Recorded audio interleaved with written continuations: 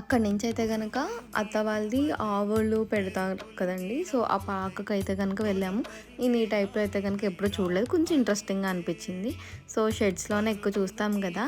ఇది వచ్చేసరికి లోపలికెళ్ళి సరదాగా అలా చూసాను. రైనీ సీజన్స్‌లోని ఇలాంటి టైమ్స్‌లో యూజ్ అవుతాయంట ఇలాంటియి కూడా.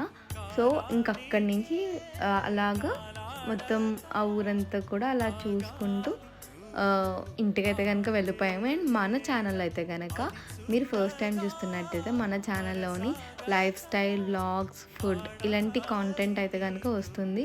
నచ్చితే గనక సబ్స్క్రైబ్ చేసుకోండి.